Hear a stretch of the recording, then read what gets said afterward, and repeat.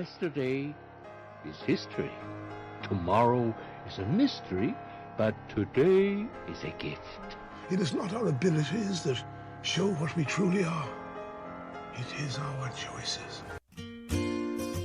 Hello and welcome to Jen Taylor Rerouting, where being rude is never acceptable, but sarcasm is welcome and swearing isn't always a bad option. Let's get started. Thank you so much for joining me on Jen Taylor Rerouting. My goal is that every guest becomes a friend, and I feel truly blessed to know the people that I've interviewed. If you want to know more information about me, from being a guest on this show to my virtual assistant services for podcasters, or perhaps you want to be a published author, I have coaching and ghostwriting services for that. You can find everything that you want to know on jentaylor.net.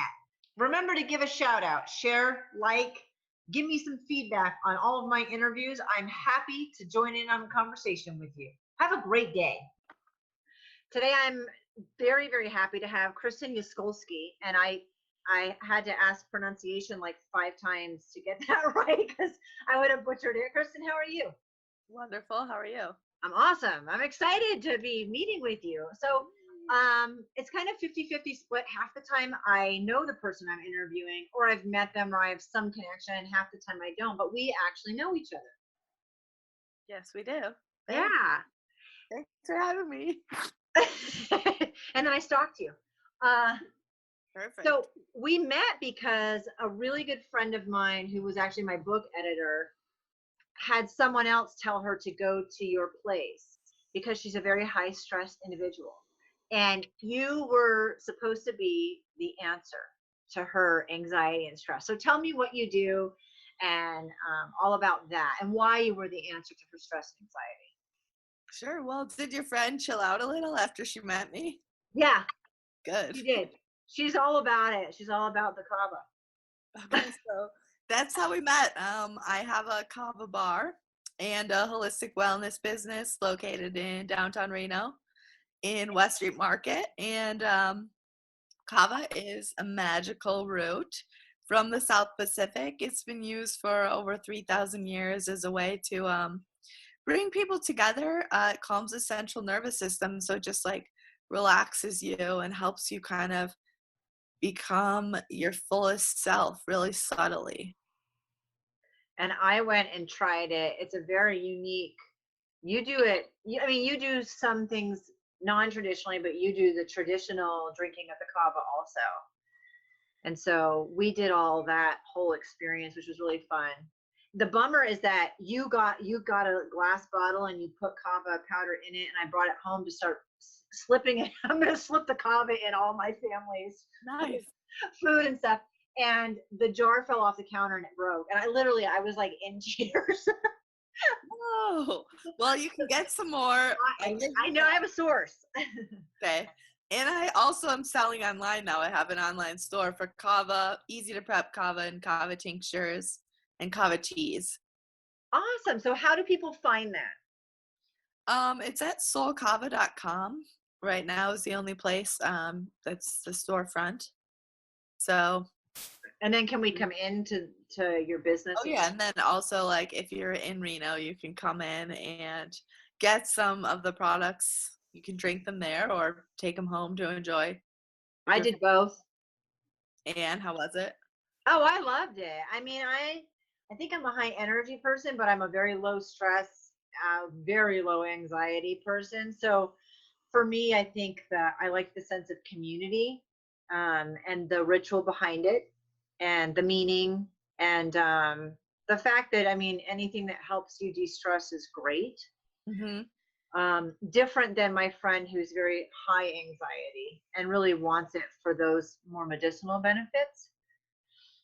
But I have a couple of kids that are higher anxiety. So yeah, I love learning about all that in the culture. And that's kind of brought you, which came first for you? Because it's a different culture. Mm-hmm. So there's more meditation, spirituality. Can you talk a little bit about which came first for you and how you came upon this? How I came upon kava? Yeah, and opening up the business? Yeah, sure. So, I've always been like really drawn to traditions from other cultures. I'm personally, I just think it's really beautiful the way that like I see people unite with a sense of community, and especially when they've been doing something that's been used for like thousands of years. So there's like this romanticism in that I'm like really attracted to. I feel like it's something that works and it's something that makes people feel good, whatever it is, whether it's kava or whether it's like, moringa or something else. It's like something that's been used for a long time, like that makes me feel safe about using it, because I have had a real struggle in my life with food and functional foods and how they make my body feel. And so there's a part of me that's drawn to something that I know, like I almost feel like it's safe because it's been used for a long time. So how did you stumble across it? Did you study a lot of different things? Yeah, so I studied as a holistic chef and a health coach. And so I have a real interest in functional foods. And that's because I really needed them to heal my own body. I had a really serious brain surgery as a teenager, and I really had a lot of stress in my body. So a lot of times people think of stress, they think of stressful situations. But for me, it was more like if my brain isn't sending messages to other parts of my body, like it's not getting received in the right way, that's internal stress. Your body's working harder than it has to function. And so once I kind of learned about foods that would help and exercises that would help, things started coming together. So kind of went on this journey to learn as much as I could for self-help. I love that. So let's jump back and talk about the brain surgery. Was that let's talk about the struggles in life that you've had. So you can touch upon others that happened before that or start with that, however you kind of want to jump around. But let's talk about that. What led up to the brain surgery, all of that. Sure. So I basically like had, like grew up, I feel like I had a great kind of life until I fell snowboarding when I was in 8th grade, and I got a really bad concussion. And then a couple of months after that, I fell again playing ice hockey. I was an ice hockey player, and I got another concussion. And after that, I started feeling really dizzy all the time. That's what I thought. And I remember one time I was standing in my parents' kitchen, and I was trying to walk across the kitchen, and all of a sudden I fell. Like I couldn't walk a straight line. And they're like, what just happened? And I'm like, I told you guys that's been happening like all the time. Like I'm getting dizzy. And like, that's just how I described it because I didn't know how else to describe it. But it turns out there were small seizures where I would completely lose control of the right side of my body and I would fall. Holy cow. So, man, I've had 3 concussions. So I always tell people that explains a lot about me. But And yeah, and like that's what I think explains a lot about me. Like I've had a lot of seizures. Like I lived like 3 years basically in a constant state of seizures. So people think I'm flighty or my ideas are out there. Like, yeah, they are. So you went to the doctor, obviously. Parents brought you to the doctor to see what was going on, because that would be how you wouldn't be able to describe it any other way, right? Other than getting dizzy. Yeah, I mean, I had no idea. So then what was the surgery? Tell me, holy cow, because that's like shocking. That's a blow. Yeah, so it actually took like over a year for the doctors to figure out that I had a brain tumor. Like I went to every kind of doctor, I feel like, and had blood sugar tests and heart tests and all kinds of stuff just to figure out what was going on with me. And then I remember I was in the cardiologist's office getting a test results back. And he says to my mom, did you ever get that head scan back? Like, how was her MRI? And my mom's like, no, we didn't get the results. We're not really worried about it. And so he calls to the other department and like, he just went white. Like, I remember sitting in this room and I was like, fuck. Like, I'm a little kid and I'm like, fuck, something is wrong with me. And my mom starts crying, looking at his face, and like that's, like your whole life changes after that. So the department just never followed through, or what the hell? I think we had just gotten the test like a week before or something, Oh. and it was like one of those things. Probably also as a parent, something's wrong with your brain. You don't really want that to be like the problem with your child, so you might not be so ready to call and get those test results. Okay, so you find out you have a brain. This is like massively life-changing. Yes, in that moment. So you found out, and then what was the process moving forward from there?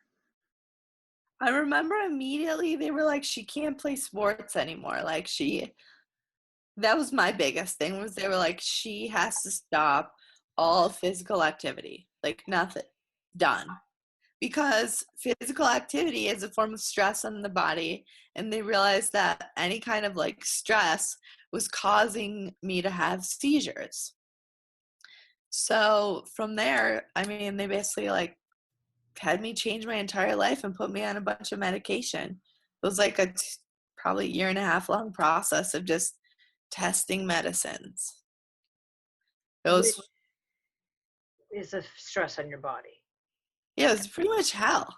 Yeah. And I couldn't really function. I was tired all the time. I gained a ton of weight. I couldn't poop. Like, big deal. Was like always in pain and always having seizures. And like my little brother was my babysitter. He could not be left alone. Holy cow. So are you in high school by this time? How much time has passed? Yeah, it was like my freshman year in high school, like right around like 8th grade, 9th grade. Okay. So, and you're very athletic. You were all about sports. I was. I So, like owned my sport. I loved it.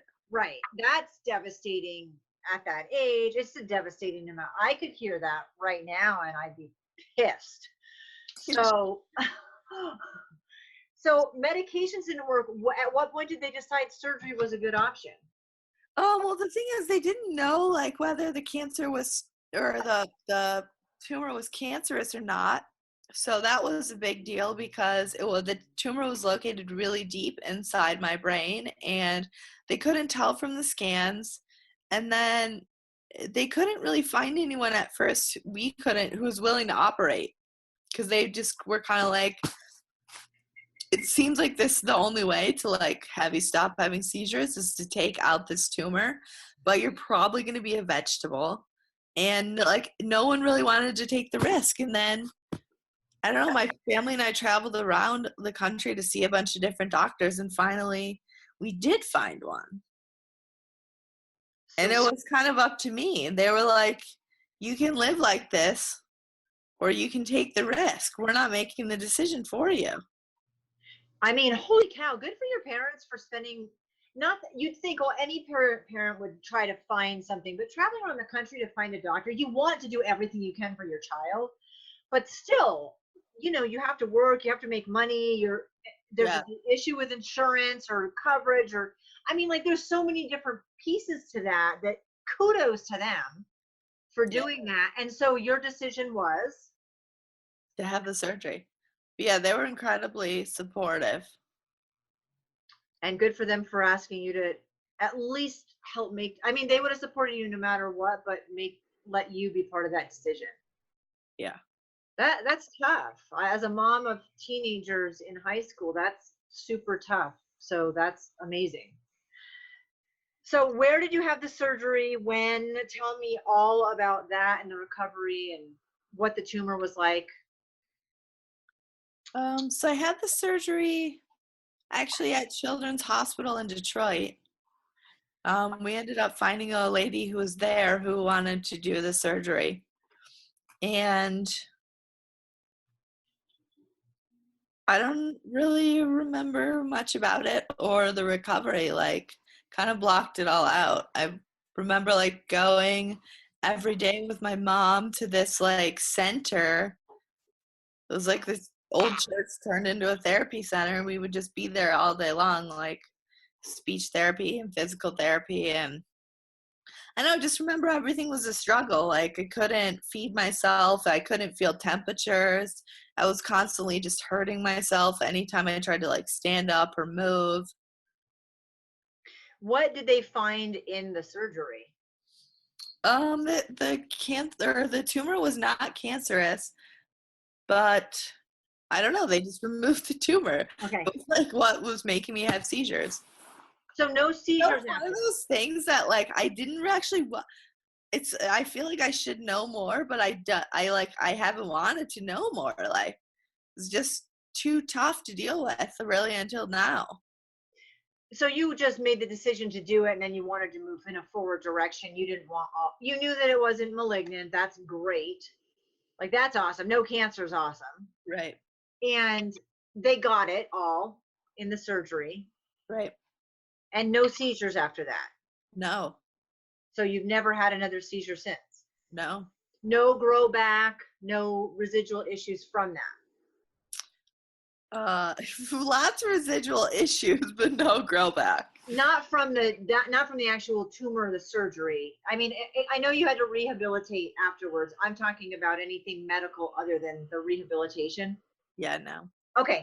So, I mean, those are all good things, but then you have this huge rehabilitation. Mm-hmm. So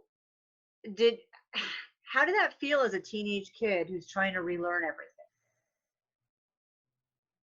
Really tough and really isolating. Incredibly isolating. You know, part of it was like, you have to find the strength just to like, you know, stand up or feed yourself. But then there's also like blocking out like how bad that hurts. You know, that's kind of what I did, was I just like, I tried to be strong instead of like really feeling into like how tough it was. And I just wanted to be like normal. Just, you know, like my whole family, like we all just wanted to like go back to like being a happy family. And you probably felt a lot of pressure from that, even though you weren't doing anything wrong or intentional. Yeah.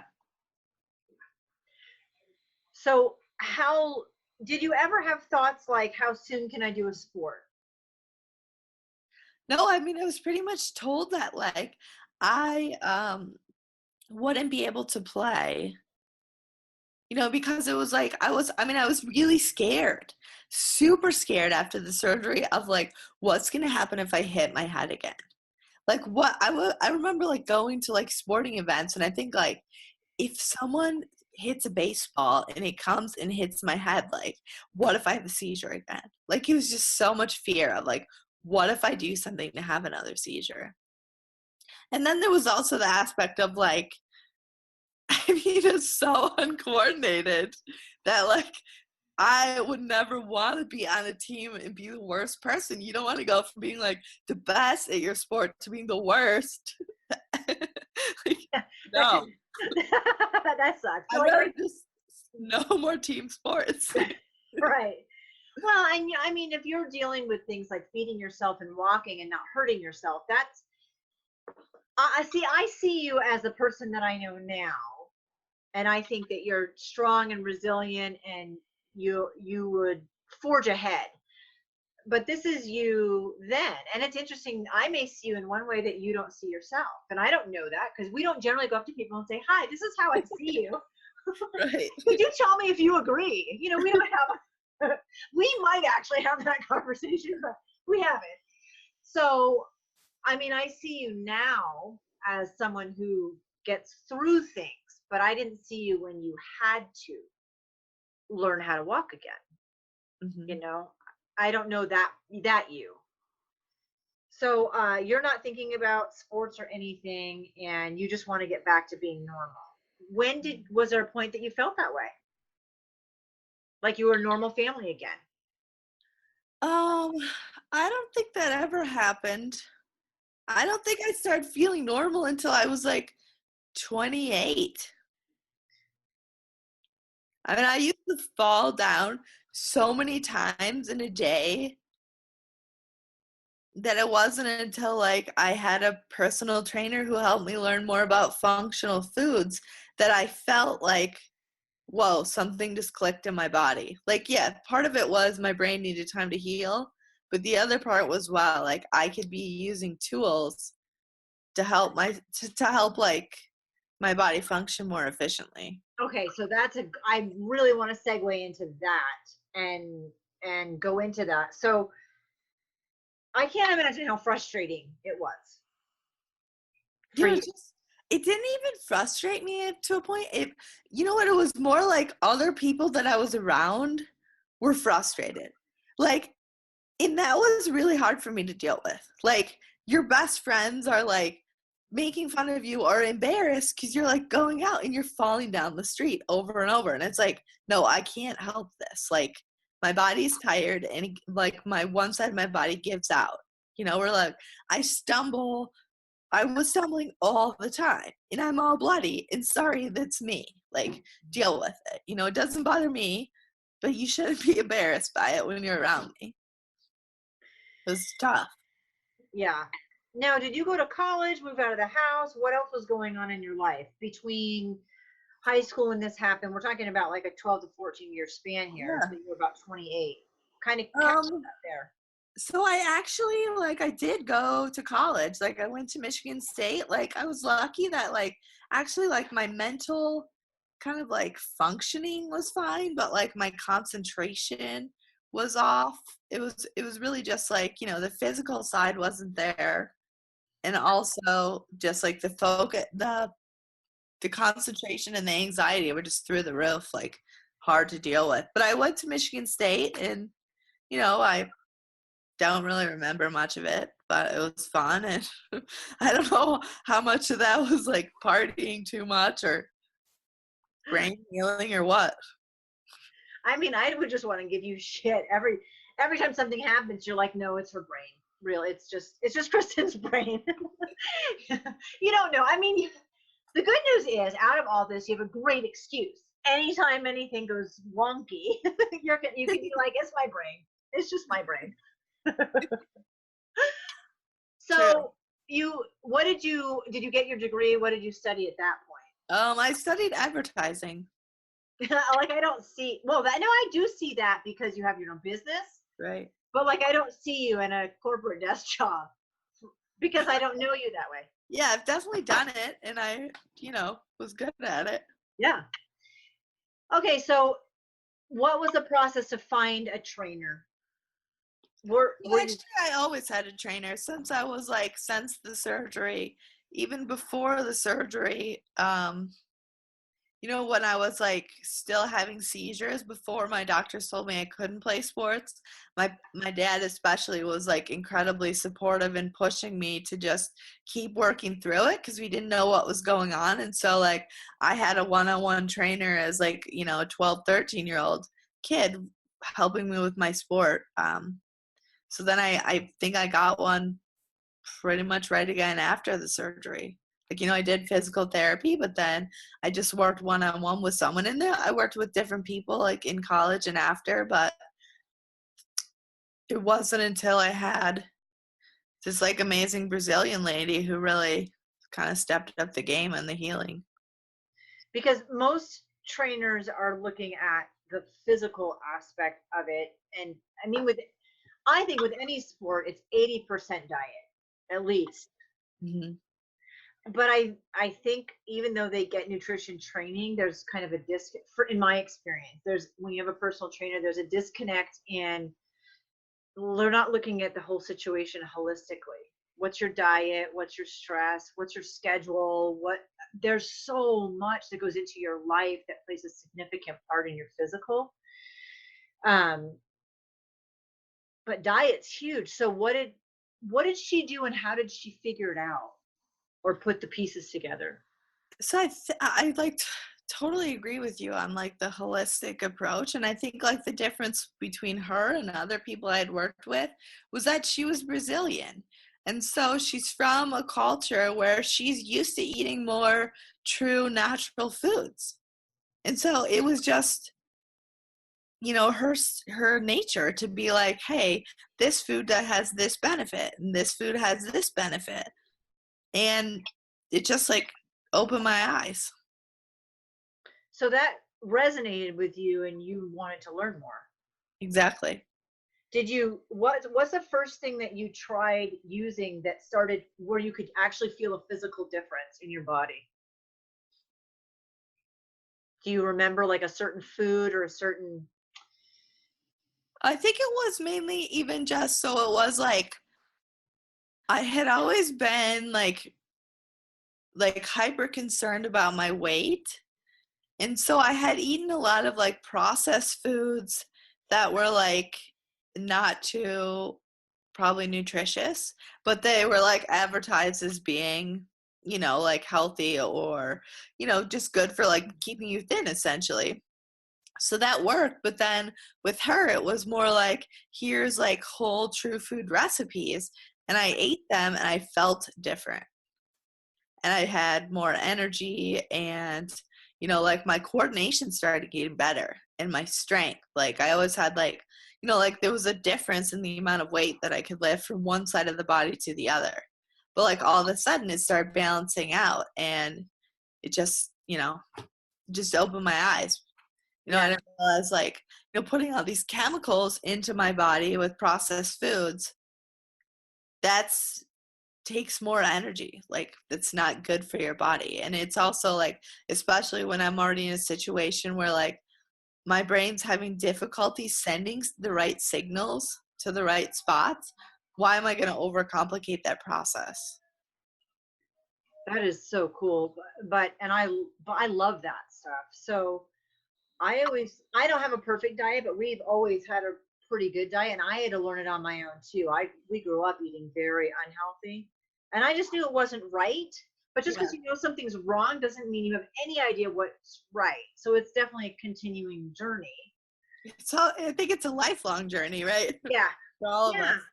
Well, you learn about new things, you hear about new things. The world's a lot smaller now with the internet, where 30 years ago I couldn't get on Google and search something. Right. But I know when I eat something that's more processed or less healthy for me, I describe it as feeling sludgy. Mm-hmm. Right? And so I've never had a brain surgery, but I understand that when I eat something that my body doesn't really want, I feel sludgy. So then take that and imagine what it would be like if you'd had a brain surgery. And you're totally right. I mean, I can't even imagine. You're confusing the shit out of everything. Yeah. And so was it difficult for you to switch your diet? Go ahead. It was difficult. Yeah, it was super. I mean, of course, it was super difficult. I think it's difficult for every single person, like to change their diet. But it was just like one of those things. Like the more I felt better, the more I was dedicated to it, and also I felt like, I had supportive people around me. Where I was like sharing my improvements, and they were like making sure that I stuck to it. Like especially my dad, who chat all the time, and he'd be like, what are you eating today, babe? And I'd tell him, and then like the next day he'd be like, what'd you eat today? And he'd be like, you're starting to like really like achieve your goals because you're like continuing to monitor what you eat, and even though he didn't really do it himself or like, he really encouraged me. And it helps to have support. So this reminds me of a couple things. I have a son who's an adult now, but he's autistic. And if he eats a candy bar, it's like me doing cocaine. So, I mean, like that's how his brain works differently because he's autistic. So when we went to like the autism specialty testing training center, I just knew that I had this kid that responded differently to food, but I didn't understand how he was responding. And we ate really healthy, so it wasn't this massive issue. But I knew it was different. I just didn't know how. And when we went and we did all this testing and stuff, they're like, if you got up and did some cocaine right now, which you've never done, right? That's him eating that sugar, that processed stuff that's sugar. That's how his brain is reacting. I was like, holy shit, well, I'm not going to go do a line of coke. So why am I going to hand this kid a candy bar? Yeah. So I think all of us, you can have 100 people that have never had any specific issue with their brain, and we all respond differently. And then you have people that do have issues where you had the surgery and the tumor, or he's autistic, but there's something that clicks differently in that person's brain. And then you have a whole another set of obstacles and issues to get past. Would you agree with that? Totally. But I've taken it like further in my own understanding of where it's like mine started with the brain surgery, but like everyone has something. Everyone has some kind of healing that their body is going through, whether it's like an emotional pain or a knee surgery or whatever. But it really just heightened my awareness to like, hey, if we like help our bodies to do their like normal essential functions like easily, we're going to thrive. Like it's going to help us achieve our goals, like be better friends and lovers and mothers and brothers and sisters and everything. Yeah. So that took you down. You're kind of voracious for information. You love to learn stuff, in my opinion. Right. Okay. Bing, bing, bing. You got it. Yeah, you're totally voracious Totally nerdy. but in a really good way. I mean, I'm the same way. So you want to learn about it, I could have gone to a physical trainer who said eat this diet and wrote it out for me, and I could have gone and done it, or I could have learned why. And there's a difference, and you want to know why. So this took you down kind of a different path. So what did you start looking into and studying? Like everything, basically. Yeah, so I think that I just started making sure that I was eating really true foods, and also I was married to a man from Turkey, and I started really paying attention to how everything that he cooked or that he made for us was all like whole foods too. And I felt like super good after that. And it really took me into this dive of like these cultures that are like so old, they only eat real true foods.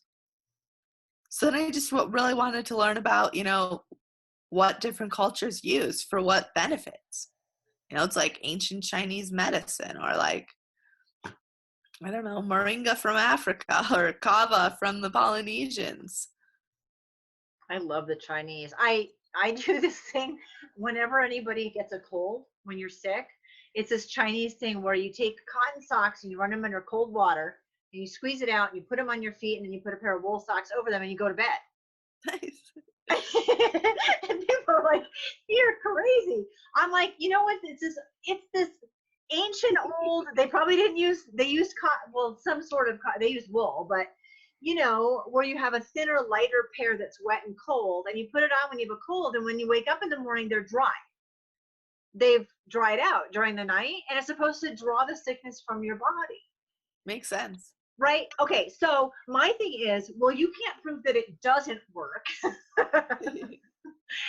It's not hurting anything by doing it, and what if it is helping?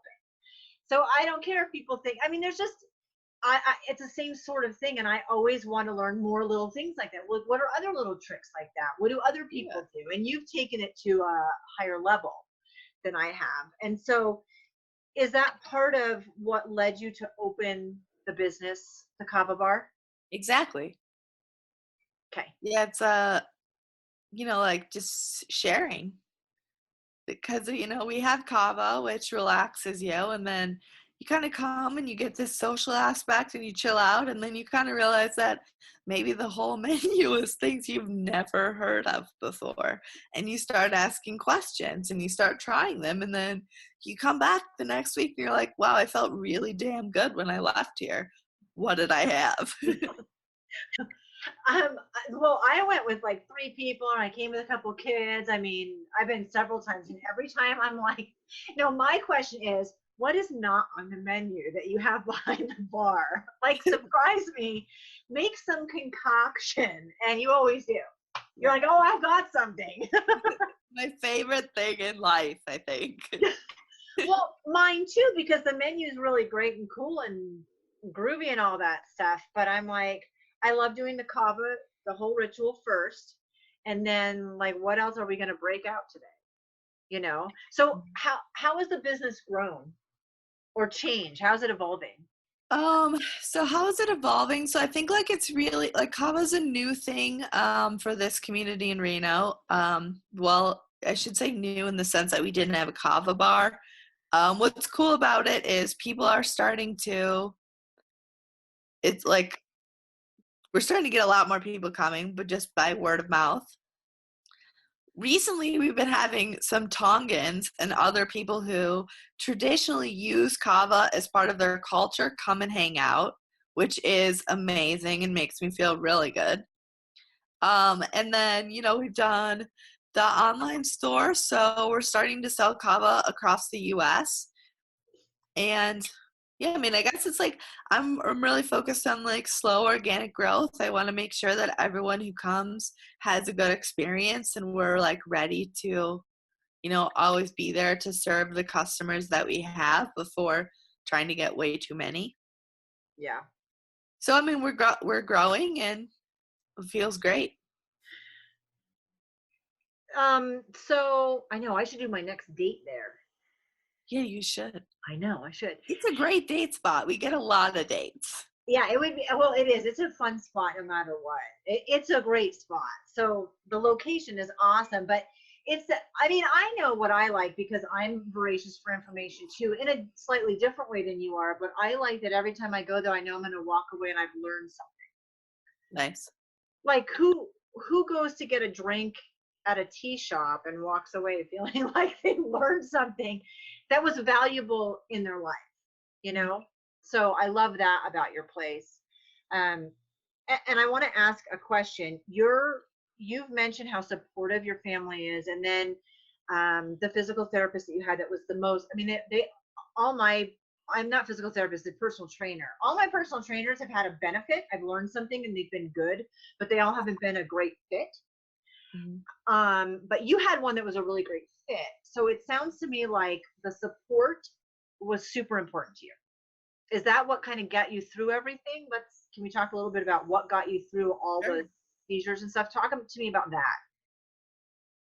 Yeah, I think it really was just like, my whole family, my parents and my brothers really being there for me. I would say, like friends and family friends, extended family. I've been really blessed with like always being in a very supportive environment. Whether I choose to view it like that all the time was probably not true. But, now I can see that they were very supportive. Well, and I mean, we're not all perfect all the time. Right, exactly. Yeah. I was focused a lot on the isolation. Like I felt really, really isolated because I felt like, no one else knew what I was going through. And I just had to be like this strong person and not really like share how scared I was all the time. But I think just, being in a place where I was allowed to like be a kid and just grow up and like have, a lot of privilege was good. Yeah. Well, everybody wishes for just that, Yeah. like, because I feel like in your business now, you're succeeding, but your goal is to make people feel that same level or better of support that you felt when you were going through tough stuff. Exactly. Yeah. Yeah. I mean, I think I want to hold space for people and let them feel comfortable sharing things that like sometimes they're scared to share, like really like be open and be vulnerable with who they are and feel a safe space to be that. Because I feel like it's only when you kind of like deal with your own insecurities and you let yourself be vulnerable that you can really move past that and like get to a better self. Totally agree. And so how are you bringing that to the online space? I love that you're not trying to grow too fast and not meet the needs of everyone. That that's so rare. That's so rare in a business model. Most people just want to grow and make money. And I love that you're saying, no, we need to be slower and make sure the needs of the people are being met. Mhm. How are you translating that to the online world, and what kind of experience has that been? So we're just kind of getting it ramped up, but what we're doing is first of all, we're providing we're selling products, right? But we're also providing services. So we have a whole list of there's online personal training that you can do. There's transformation coaching, there's breath work, there's detoxing. So I'm trying to show people holistically how to deal with stress and anxiety. Like Kava's one tool, but there's many tools. And then also, we're just doing simple things like sharing recipes and little daily tips. And, I'm like, yeah, of course I have a Kava business and I want to sell Kava. I need to sell Kava, but I want to make sure that people know, you really want to help them out. There's a lot. We're not saying there's one solution for everything. How open are people with you? Because I know I'm a pretty open personality, but I'm only open with the parts of me that I want you to see.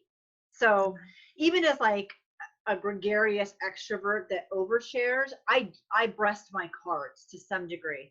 But I know, see, I had heard a lot about your place before I went. Um, so I went in and I was like, I'm going to tell you all the shit that's happened in my life, and you're going to tell me how to fix it. And it wasn't quite that dynamic, but people must really open up. It may take a little while, but people must open up. So what are some stories what are things that you've gotten to help people get past? You're like the unlicensed therapist, you're like the Kava therapist there. Kava tender. The Kava helps people relax, right? So then they're in more of space of sharing, but also it helps me relax. And right now I work really hard to maintain my own sense of self and my own sense of listening.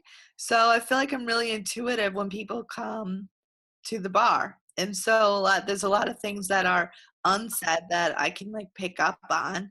And I try to help the person feel comfortable sharing or not sharing, or I might lead the conversation in a direction that makes them feel accepted for something that they're not saying out loud, but that's clear. It's just, kind of my way of helping others. Yeah, I love it. It's a very interesting vibe and environment. It's really cool.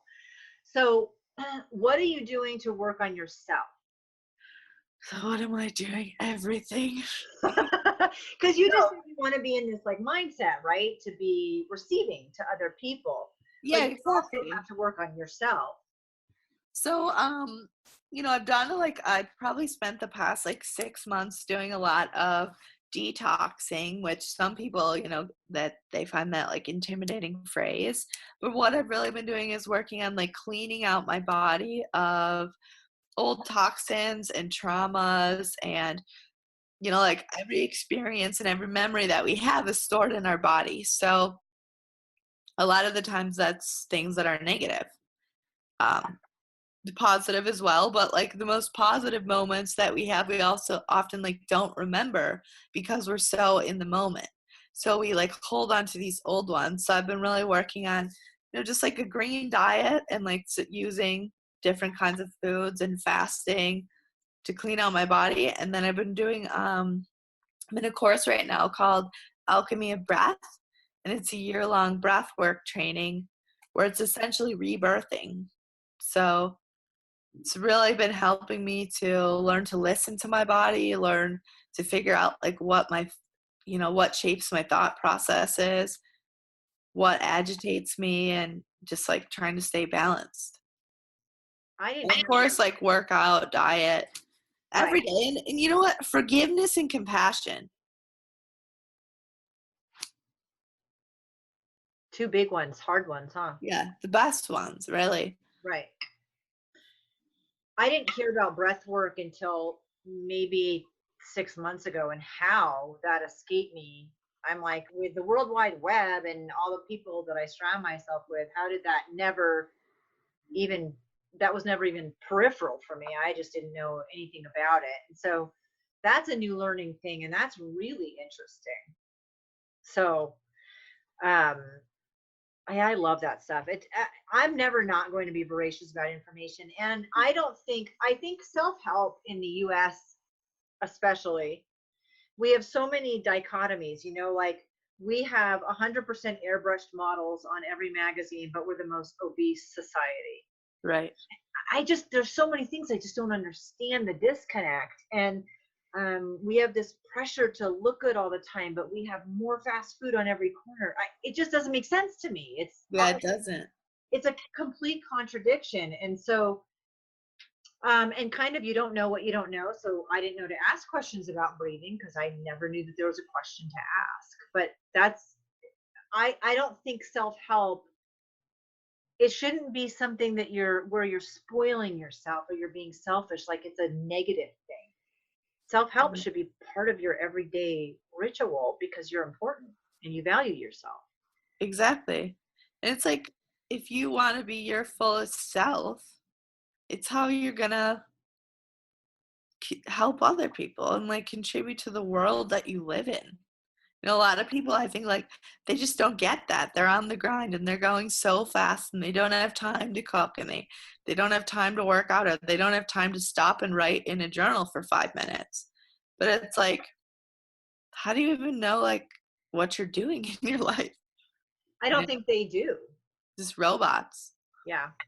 And we do have time. We all have the same 24 hours in every day and the same 7 days. And we all have the same time, but it's definitely how we divide the pie, And so not that I'm in a place of perfectness where, but I still am aware that I could spend my time differently if I so chose, but you have to choose, and it's hard.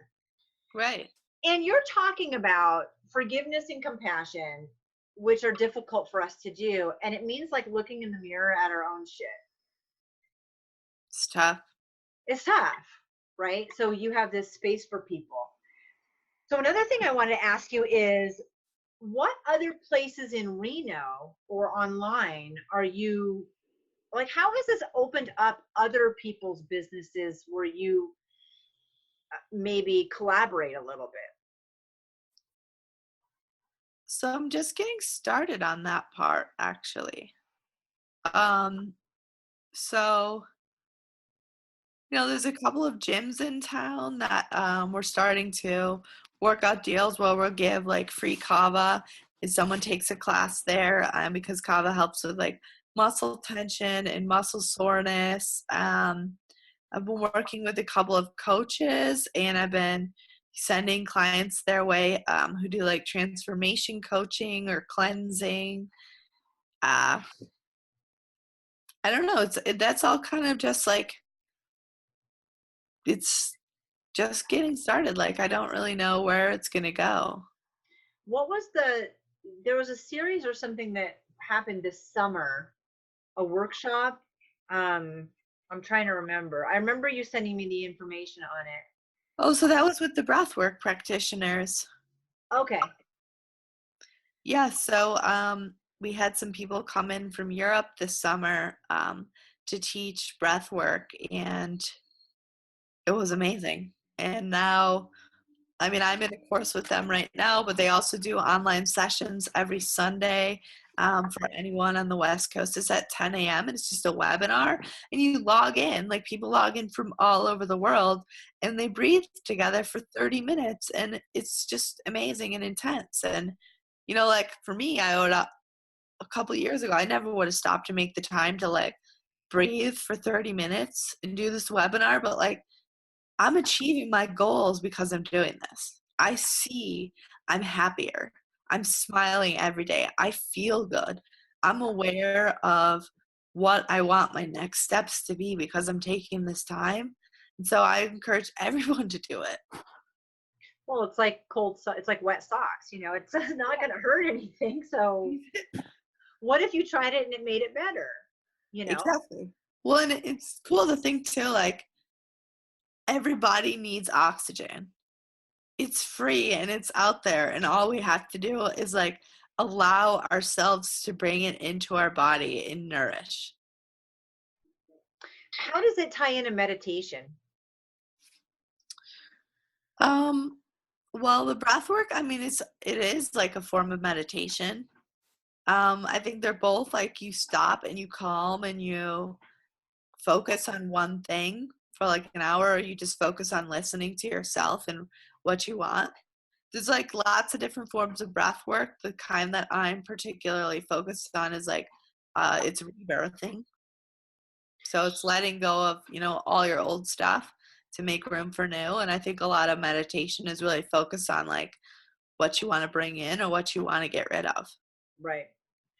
So tell me, because you said you had a lot of anxiety when you were 28 and you were falling down when you were walking. So what is it like now and what's the time frame? Nobody can see you and knows how old you are now. Okay. So I'm 34 Right. and it's been, I don't know, like my anxiety is under control. The kava's helped a lot. I don't fall really anymore at all. Uh, like I work on my physical strength every day. I work on my coordination. I do yoga. So those are all things that helped you be successful in the struggle that you were going through. Is just working on yourself every day in certain areas. Yeah, and I think that's the biggest thing is like anytime we have a goal, we have to be patient with ourselves and we have to forgive ourselves and we have to be compassionate. And like if I decide to eat like a bunch of processed foods, like okay, I'm gonna feel shitty for a couple of days, but I'm gonna have to go back. Like, I don't work out, I get off the strength training, I forget about yoga. You gotta come like I gotta come back to it. We all do. Right. And then just slowly over time, you saw such an improvement in yourself. Yes. So how do you feel about your life and your direction and where you're at now compared to when you were 14 or 28?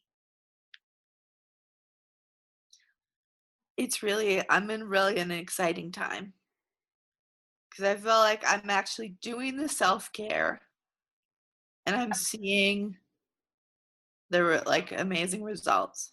And I'm not just doing the self-care, like I get a lot of benefit from having soul from working there and making the time to connect with other people every day. And you've kind of just made sure you've surrounded yourself with the knowledge and support and the people and the situations that you automatically get the most benefit. Yeah, consciously. Right. No Consciously. negative people. Like people ask me all the time, do you have to kick people out of the kava bar? And I'm like, no, like the only people that I have to kick out are the ones who show up drunk. Like we are there, we're sober, we're having conscious conversation, we're making new friends. Like that's the environment that's really like helping me propel myself forward. Right. And I think like everyone who comes there feels the same.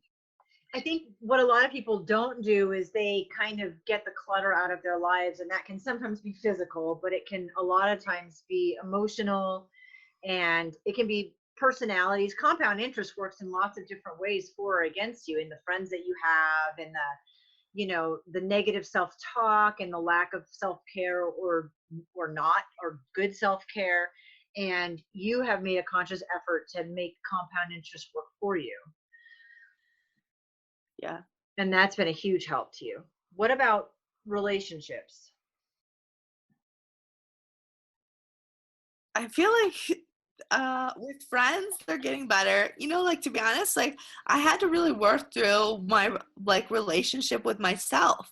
Yeah. And so I've had like great friends, family, boyfriends, like I've always had stuff around me, but it hasn't been as fulfilling as it is now because I feel like I finally am looking at myself in the mirror for who I really am and doing this work. And now that's getting better and I'm really like feeling the beauty of everyone around me, which before I couldn't really feel because I didn't let myself feel it. Right. So that's kind of what I wanted you to touch on.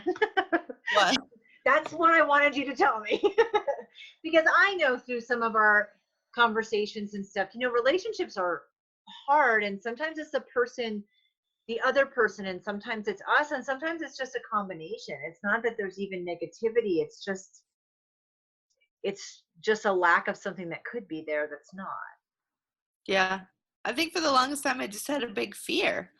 I've had like a lot of fear. And now I'm kind of like letting that go, and I'm relaxing, and I'm becoming comfortable with myself and feeling like, okay, I always used to feel like once I do this thing, then I'm going to be like, achieve the goal and everything's going to be perfect. And now I'm like, no, the goal is living life every day and being real every day and having forgiveness and compassion. I feel like I'm really starting to attract what I want in my life on a variety of levels. Yeah. I'm so glad that you said that. And we can wrap things up there because I like to end on a super positive note. I am so thankful you were willing to share your story. It's a very unique one.